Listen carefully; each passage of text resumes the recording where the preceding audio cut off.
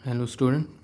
तो अपने जूलॉजी में अगला चैप्टर है chapter 8, human health and disease. तो इसमें ह्यूमन हेल्थ के बारे में डिस्क्राइब कर रखा है कि क्या क्या कंडीशंस हैं जब हम बोल सकते हैं कि हम हेल्दी हैं, और उन कंडीशंस के डिसरप्ट होने से कौन सी कंडीशन अराइज हो जाएंगी, डिजीज़ कंडीशन अराइज हो जाएगी। तो फिर अलग अलग डिजीज़ डिस्क्राइब कर रखी हैं और उनके डायग्नोस के तरीके, उनको ट्रीट करने के तरीके मेंशन कर रखे हैं। तो इस चैप्टर में पूरा वो पढ़ना है। तो कह रहा जो इनिशियल टाइम था, इनिशियल टाइम में ये माना जाता था कि हेल्दी पर्सन कौन है, जो क्या हो, consider a state of body and mind. ऐसी स्टेट को बोलेंगे where there was a balance of certain humours, कि जहाँ सर्टेन ह्यूमर्स का यहाँ क्या मतलब है, फ्लूइड्स। कि अर्ली टाइम में ये माना जाता था कि अपनी बॉडी में कुछ फ्लूइड्स प्रेजेंट हैं, और उन फ्लूइड्स का बैलेंस अगर अपनी बॉडी में मेंटेन है तो हमारी बॉडी की कंडीशन कैसी है, हेल्दी कंडीशन। अपनी बॉडी की, अपने माइंड की कैसी कंडीशन है, हेल्दी कंडीशन है। तो इन इनिशियल टाइम में ऐसा माना जाता था।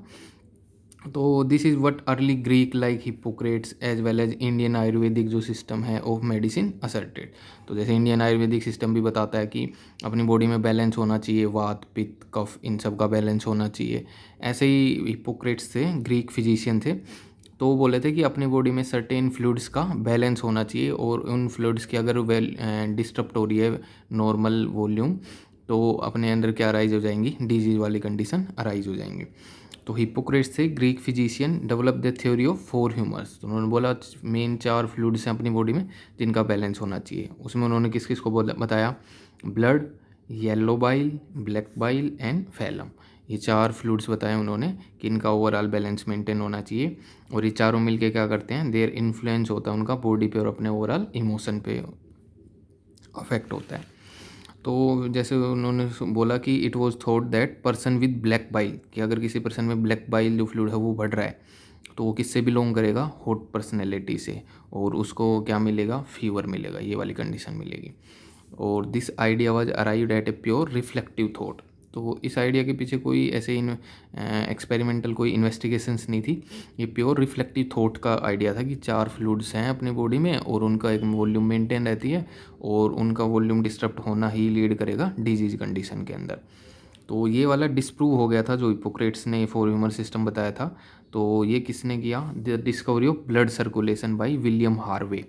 विलियम हार्वे ने ब्लड सर्कुलेशन डिस्कवर किया using experimental method and the demonstration of normal body temperature. और उन्होंने नॉर्मल बॉडी टेम्परेचर भी दिखाया किसके अंदर, in person with black bile, जिसको बोल रहे थे ब्लैक बाइल बढ़ा हुआ है जिसका, उसके अंदर नॉर्मल टेम्परेचर दिखाया किसका यूज़ करके, थर्मोमीटर का यूज़ करके। तो उन्होंने डिस्प्रूव कर दिया गुड ह्यूमर जो हाइपोथेसिस था हेल्थ का, इसको डिस्प्रूव किया विलियम हार्वे ने। कि उन्होंने बोला नॉर्मल बॉडी टेम्परेचर बताया ब्लैक बाइल वाले पर्सन के अंदर थर्मोमीटर से, और ब्लड सर्कुलेशन देखा तो बोले पूरी बॉडी में मेन फ्लूइड कौन सा है जो सर्कुलेट करने लग रहा है, ब्लड सर्कुलेट करने लग रहा है। ये कोई 4 ह्यूमर 4 फ्लूइड अलग अलग बॉडी में सर्कुलेशन नहीं है, ब्लड सर्कुलेट कर रहा है पूरी बॉडी में। फिर इन लेटर ईयर्स बायोलॉजी स्टेट जेस्ट की माइंड है वो किसको इन्फ्लुएंस करेगा, mind influence through neural and endocrine system. Neural system अपनी बॉडी में है कंट्रोल कोऑर्डिनेशन में, और दूसरा एंडोक्राइन हार्मोन वाला। तो इन दोनों के थ्रू अपना जो माइंड है वो किसको इन्फ्लुएंस करता है, इन्फ्लुएंस आवर इम्यून सिस्टम, अपने इम्यून सिस्टम को इन्फ्लुएंस करेगा। And that our immune system maintain our health, और वो इम्यून सिस्टम अपनी क्या मेंटेन रखेगा, हेल्थ को मेंटेन रखेगा।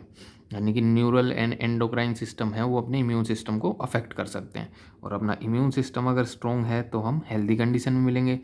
अगर इम्यून सिस्टम वीक हो जाता है तो unhealthy condition, disease condition body में राइज होने लग जाएगी। तो ये इंपॉर्टेंट है ये कि mind influence through neural and endocrine system, इन दोनों से माइंड इन्फ्लुएंस करता है किसको, इम्यून सिस्टम को। और इम्यून सिस्टम किसको मेंटेन रखता है, अपनी बॉडी की हेल्थ को मेंटेन रखता है। फिर है कि हेल्थ इज अफेक्टेड बाई, क्या क्या रीजन्स हैं जिससे एक पर्सन की हेल्थ है वो अफेक्ट हो सकती है। तो एक तो क्या ही है कि भाई जेनेटिक डिसऑर्डर्स हों किसी के अंदर, तो ऐसी डेफिशिएंसी हो किसी चाइल्ड में which a child is born and deficiency which the child inherit from parents after birth, कि या तो बाई बर्थ कोई उसके अंदर डिफॉर्मिटी है, जेनेटिक डिसऑर्डर है किसी बच्चे में, तो वो अनहेल्दी कंडीशन में है, या कोई डिजीज़ वो इनहेरिट कर रहा है अपने पेरेंट्स से बर्थ के टाइम से, तो वो उसके अंदर डिसऑर्डर है, वो वाली कंडीशन अनहेल्दी कंडीशन है। तो एक तो जेनेटिक डिसऑर्डर से आ सकती है जो पास ऑन हो गए। दूसरा क्या है कि इन्फेक्शंस, कि अब हम किसी इन्फेक्शन के कांटेक्ट में आ जाएं, हमारे वो जैसे कंटेमिनेटेड फूड है या कंटेमिनेटेड वाटर है वो हम कंज्यूम कर रहे हैं, तो कोई अपने स्टमक में इंटेस्टाइन में इन्फेक्शन हो जाए तो इन्फेक्टिशियस डिजीज़ हैं वो आ सकती हैं। या जो अपनी लाइफस्टाइल है including food and water we intake, rest या एक्सरसाइज है वो कम है, we give to our body habits that we have or lack. तो इन सब पे डिपेंड करता है कि अपनी कैसी लाइफस्टाइल है, कैसा फूड कंज्यूम कर रहे हैं हम, ऐसा फूड है कि नहीं जो अपना इम्यून सिस्टम को बूस्ट अप करे, कंटेमिनेटेड फूड नहीं होना चाहिए, कंटेमिनेटेड वाटर नहीं होना चाहिए, रेस्ट पूरा होना चाहिए, बॉडी को पूरा रेस्ट मिलना चाहिए।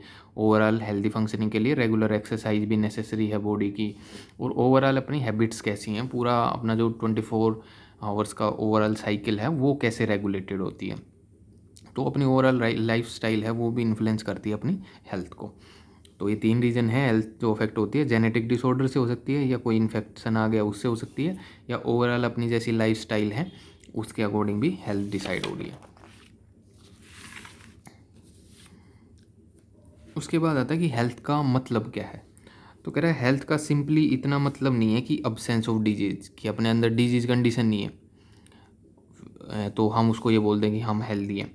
यानी कि ओवरऑल ओनली जो फिजिकल फिटनेस है उसको आप हेल्दी नहीं बोल सकते। हेल्दी के लिए फिजिकल फिटनेस तो होनी चाहिए, बट साथ साथ में कौन सी फिटनेस होनी चाहिए, ज़रूरी है मेंटल फिटनेस भी उतनी ज़रूरी है। जो मेंटल अपना स्टेटस है वो भी नॉर्मल होना ज़रूरी है। तो अब ये डेफिनेशन है हेल्थ की जो आपको याद करनी है कि it could be defined as state of complete physical, mental and social wellbeing, कि हम वेलबींग होने चाहिए कौन कौन से एस्पेक्ट्स में, physically wellbeing, mentally wellbeing and socially wellbeing, तब हम बोलेंगे ओवरऑल हम कैसे हैं, हेल्दी हैं।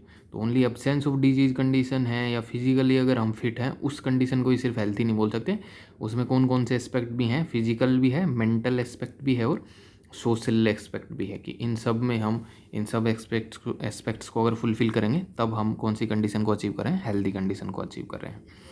और हेल्दी होने के फिर बेनिफिट्स क्या क्या हैं, कि when peoples are healthy they are more efficient at work, वो अपने काम में ज़्यादा एफिशिएंट होंगे। फिर वो अगर अपने काम में ज़्यादा एफिशिएंट होंगी तो उनके काम के ओवरऑल क्या इंक्रीज होगी, प्रोडक्टिविटी बढ़ेगी, वर्क एफिशिएंसी इंक्रीज होगी, और उससे क्या आएगी, इकोनॉमिक प्रोस्पेरिटी आएगी। वो इकोनॉमिकली अच्छे हो पाएंगे, ज़्यादा स्टेबल हो पाएंगे अगर ज़्यादा काम करेंगे तो।